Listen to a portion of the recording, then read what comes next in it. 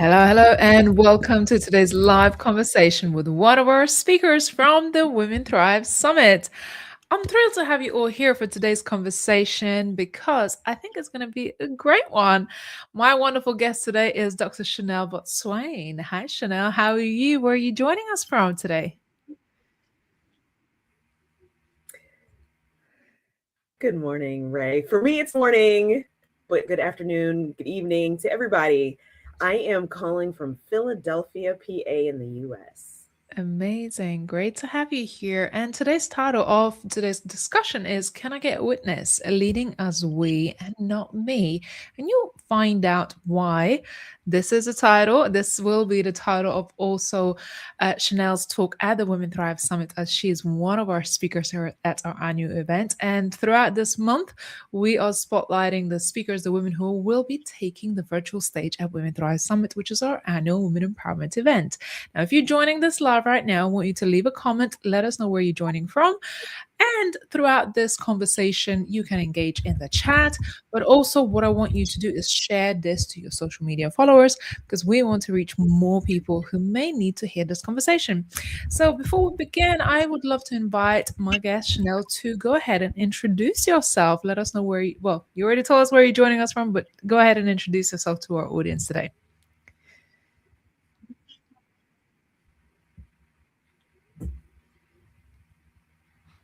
Thank you so much for having me. It's always a gift to be in this space, to be in community with Women Thrive, and to be in conversation with you, Ray. My name is Dr. Chenelle S. Boatswain. Again, I'm joining from Philly, PA in the US, and I'm the founder of CSB Consulting Services, which is the home of the Thriving Together Network, a space where ambitious women, particularly the experiences of women of color, are centered, but where ambitious women come together to match their ambition with their wellness and build sustainable success in community.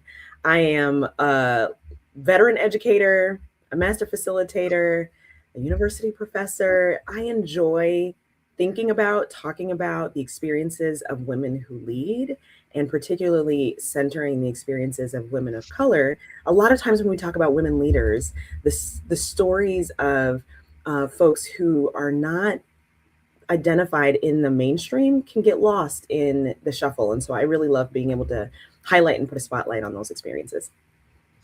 What has been your own experience in this area that kind of gave you the spark, an idea, and motivation to do this work? Yeah.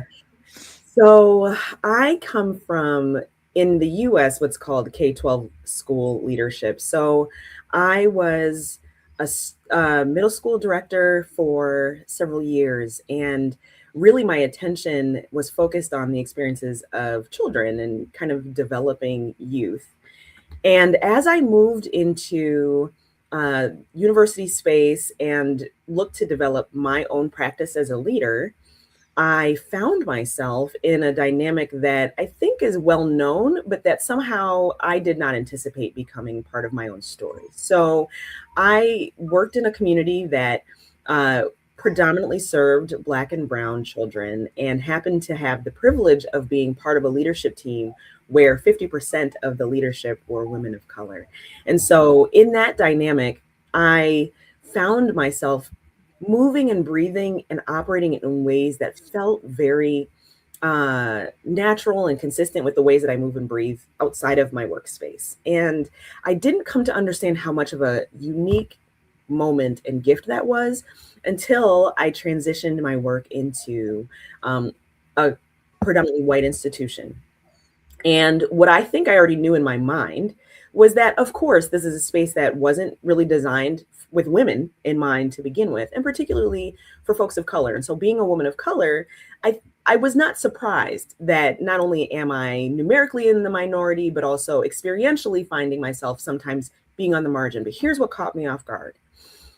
My experience became silencing. I went from being someone who had very clear thoughts and ideas about the decisions that I wanted to make, the moves I might recommend to somebody else, what thoughts I might bring to conversation, and very quickly found that as I encountered content that really centered men's ideas, and particularly white men's ideas, also the ways that maybe my own speech or ways of writing were monitored and evaluated, that I became less and less sure about what I brought to the table. And that was very disruptive to me. Someone who had been in the game for more than a decade and who had real clarity about what I believe about education or what I believe about any topic that you put in front of me, to then be in a place where I'm second guessing, reevaluating my thoughts, and pausing to the point of not wanting to speak, it became so profound that I questioned the choice to be, at the time I was in a doctoral program, and I questioned the choice to be in a doctoral program altogether and was preparing to leave. That was incredibly eye-opening to me because I thought, how does someone who has as much experience as I have, somebody who has navigated predominantly white spaces before, find themselves in a moment where I almost, like what's happening right now, that's the way I'm presenting myself. And other than being someone who has not quit a thing before, and I was like, well, this is not going to be the day that we quit. I deeply wanted to, but there was enough in me that said, we don't quit. And it made me curious about what happens for women who lead in spaces that minoritize or marginalize their voice, their experience. And how do we get inside of those stories better to understand what might be happening for really strong, ambitious folks who find themselves disrupted in their power? And it's so interesting to hear that because, you know, when women in leadership would talk about it, but really we talk about their experiences, like what you've gone through, and you being able to recognize that, oh, wait, hold on, this is not necessarily me, but this is the environment I'm in that is silencing me or making me double think myself and kind of not be yourself. And in that line, obviously not deliver your best. It's interesting, isn't it? Because naturally we want to be our best selves. Naturally we want to bring the best. But why do you think, why specifically that environment created that situation where, it made you feel like that and put you on maybe back Yeah. way? The way that I experience it, I'm going to speak to a particular context, but I have had the opportunity to speak to women in multiple Right. industries, and I know that there are parallels in other industries. So let me speak Yeah. to this context, and I'm hopeful that it will resonate maybe in the context that makes sense to the folks that, the spaces that you all maybe have operated in. So in academia, um, there is there are multiple constructs that are very profoundly felt but very rarely spoken and can be invisible. Hierarchy, Mm. rank, and the currency is very specific to, not it is specific to intellect, but it's also specific to intellect as expressed in very confined and specific ways. So one of the things that I found myself experiencing, one contextual shift that I found myself experiencing as I moved into academia and I moved into that university space, was that I felt that I went from, like I said, is a place where I I didn't have the language for it at the time. I would now say a really embodied way of leading. When I would interact with my younger students, my K-12 students and their families, we would hug each other. We I was in charge of programming that involved dance and sports and performing arts. And so there were many ways that we got to interact with each other that to me felt like it allowed for me to engage my full humanity. There was emotional, there was not only intellectual ways of engaging. Then I transitioned into academia. And I remember distinctly one of my very first days being on this campus, somebody asking me, what are your research interests? I was like, hi, my name is Chenelle. I'm a daughter. I'm a sister. I'm a dancer. I know myself in so many ways that have nothing to do with what I'm thinking about. And I'm confused by the idea of having to first present myself as, hi, my name is Chenelle Boatswain, and I'm interested in studying, and then fill in the blank. And so there was a way that I felt like I was reduced to what exists in my mind or what exists in my head, Mm. that felt like it required me to detach myself from these other ways of knowing the world and knowing myself. And so I say that to say that when an environment, I think what I was experiencing but didn't know at the time is that I felt like the experience of who I am became pinpointed and limited to what do I say? How do I say it? How do I express myself in this moment? And it's only going to be celebrated or valued if I can present it on this one specific track. And I have to hit that Mm. track every single time if I want to be heard and understood. And that was whether or not I could do it. Of course, that's the training that I was seeking. And so I have developed the skills to do that. But it's very important to me to be known for more than just what I think and how I speak. Well, interesting.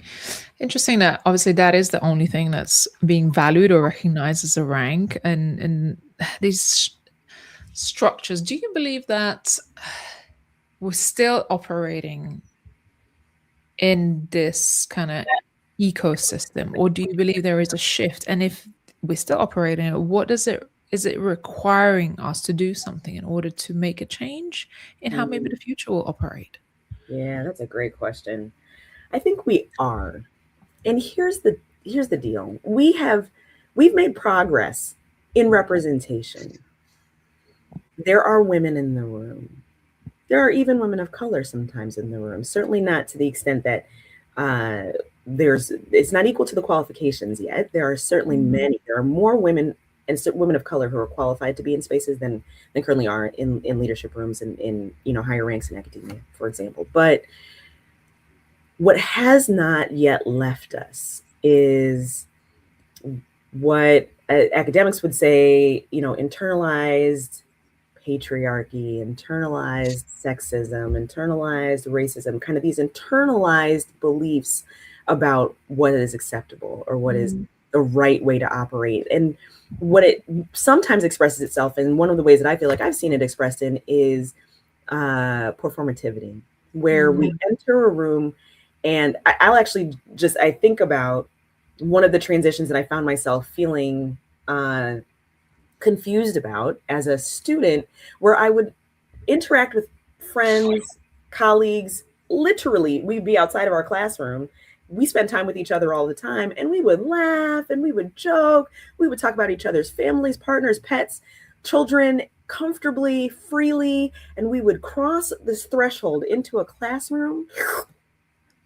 And now there are particular ways in which we speak, and we use particular vocabulary, and it becomes, the sentences become longer and the tone becomes softer. And there's a way that we perform. And I'm looking around like, hello? Like, weren't we? Ah. And what I believe that represents is a recognition of, or a belief about, like, what will be acceptable in this space, and what is going to be accepted in this space is a certain way of operating. And if we don't Mm. name that, if we don't make that visible, if we're not willing to identify it and then decide how we want to relate to it, if we choose to, that's one thing. But I think it happens very often before we even realize that we're doing it, because the pressure, I don't know if it's the pressure or just because we've been taught and trained that when you're on a stage or when you're in a room with particular people, when you're at a table, at a particular type of table, this is how you operate, this is how you act. And if doing so separates you from what you find to be most authentic and natural to yourself, then what begins happening is that you silence yourself, or you bury yourself, or you separate from yourself in order to be accepted. And that is, it's a lot of things, exhausting being, to me, top of the list. Yeah, I understand that. I think this is one of the reasons why I actually never went down the path of corporate career, because I did not want to mold myself to those particular environments, knowing that is what it's going to do. If you want to be successful in that environment, you have to mold to that environment. And so from a very young age, I realized that's just not me. I want to be authentically myself, and I want to choose how I want to be without the environment dictating how I should be. Um, Hearing all of this, it kind of saddens me because I know there are many environments that continue to operate this way. And it's not something we can fight, but I think we get to choose. We get to choose where we want to belong, where we want to be, and how do we want to enter and operate in specific spaces.